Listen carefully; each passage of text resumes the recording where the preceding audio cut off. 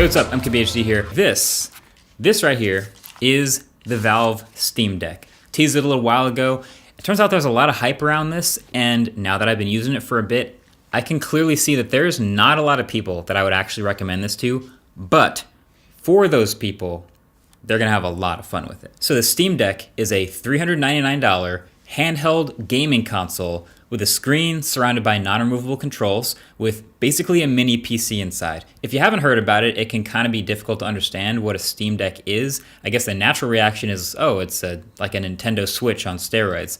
But it really is a lot more than that. Now, Valve isn't exactly known for making a ton of great hardware. Like, we know Steam, of course, and they make some games, but they have made some less successful hardware projects. Like, they made the Steam controller, which was eventually discontinued, and the Steam Link, which was also discontinued. And let's not even get started on Steam machines. And it's not even clear at this point how long the Steam Deck will last, but I'm rooting for it. So the challenge for the Steam Deck is, this is meant to be able to play any of the games in your Steam library wherever you want, which is an amazing goal, but the problem is a lot of these games all are designed with different controller mechanics in mind. Some of them are for mouse and keyboard. Some of them are for a controller. Some of them are just a keyboard. Some of them are hybrids, whatever you want.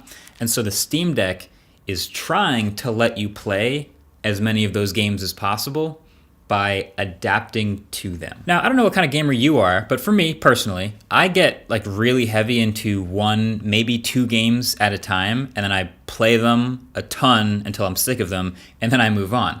You know, some other people have a bunch of games in rotation.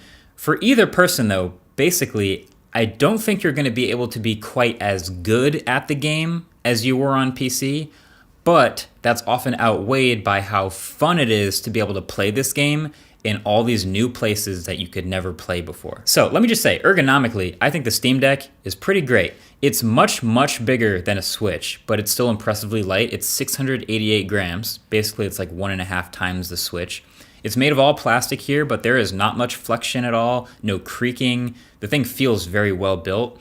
And then there's just tons of controls. So first of all, it's a glass touchscreen up front, 7-inch diagonal, 1280 by 800, 60 hertz IPS display. Then there's ABXY buttons.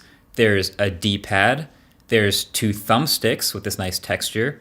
There's also 2 touch pads with haptic feedback.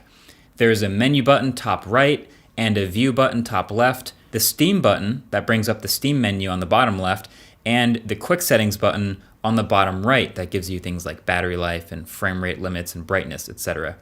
Then there's 4 shoulder buttons on the top, R1, R2, and L1, L2, and there's 4 more assignable grip buttons around the back, so R4, R5, and L4, L5.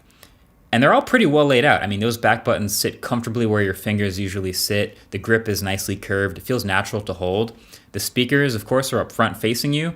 And then up top is the volume buttons, a headphone jack for some headphones, and a USB-C port for charging. But then at the bottom is a micro SD card slot, which is surprisingly important. See, the $399 is the baseline version, and that will get you 64 gigs, the lowest amount of storage. And that also is the slowest storage.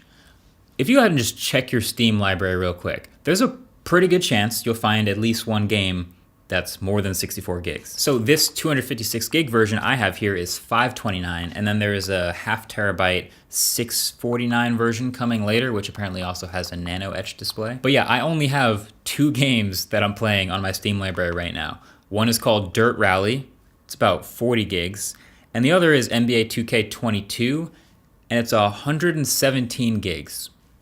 And so I don't really have much room for any other games. But the nice thing is, like I said, there's that micro SD card slot, which just pops in and out like normal like that. And you can just add a terabyte of extra storage. And impressively and thankfully, that actually will give you totally normal performance playing games off of that card. So I would recommend saving a little bit and getting one of these too. But yeah, once I got the Steam Deck, really all I wanted to do was just play some games. So I got my 2 good games going and immediately was playing them in places I had never played those games before. Typically I have to sit in the one room where the gaming PC and monitor and keyboard and everything is set up, but I was playing Dirt Rally sitting on a couch or just in random other rooms. This could easily extend out anywhere, the back of a car, or on a flight, the waiting room at a doctor's office, I don't know, basically anywhere where you can catch a spare hour or two, you can play a game.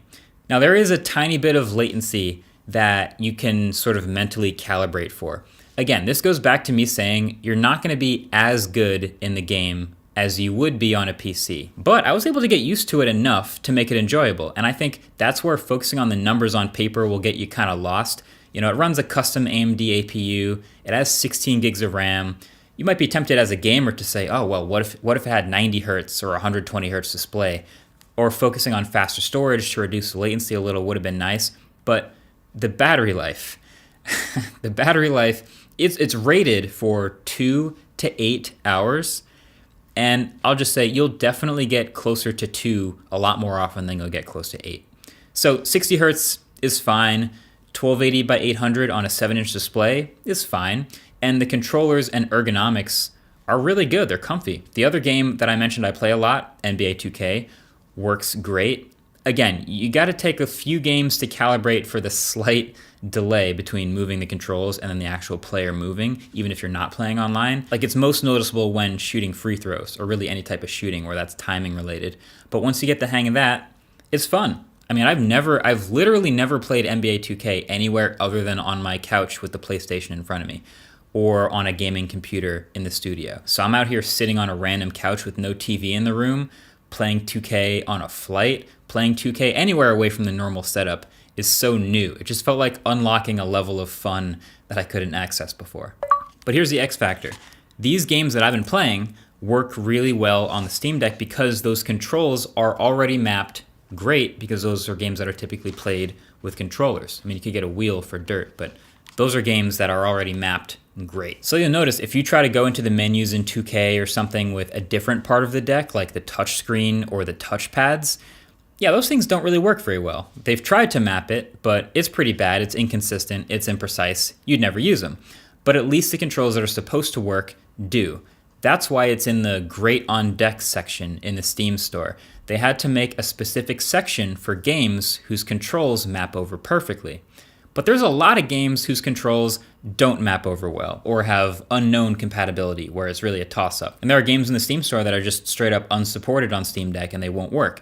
So anytime you search the store, you can leave verified games only, which works really well, or you can risk it a little and include games that are playable but not perfect, and that'll just be up to you. As of right now, Apex Legends, PUBG, Destiny 2, Fall Guys, and a bunch of others are completely incompatible with the Steam Deck. So in that sense, it's pretty rough, but this isn't really meant to be looked at like a Switch on steroids. This really is much more of a full-on computer shrunken down to be more portable. So the hard carry case that it comes with, I really like it. I think it's very good. The fans and the exhaust vent at the top are pretty much constantly working. It takes like 5 minutes of gaming before it's spitting out hot air.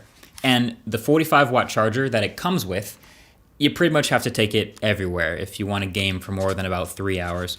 But the reward for dealing with all of these trade-offs is being able to play these games in all sorts of places that you've probably never been able to play these games before.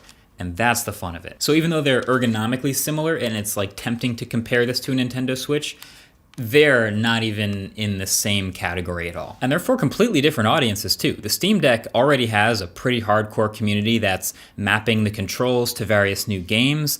This thing has gotten a ton of software updates from Valve since I first got it. Bug fixes, extra features, experimental stuff. There's people out here plugging it into a monitor and a keyboard and a mouse, and it'll happily run Linux like a straight up portable PC. And apparently, if you take it apart, there's enough room inside for a whole AirTag. So instead of waiting for a lost and found feature to be added, you can just do that. But probably my favorite, as you can see, is my white Steam Deck. There's of course no actual white Steam Deck, but I've got a skin on it from our channel sponsor Dbrand. And they also sent over their Steam Deck Glass, which is available now. It is a precisely perfect fit screen protector that keeps the screen sensitivity on point.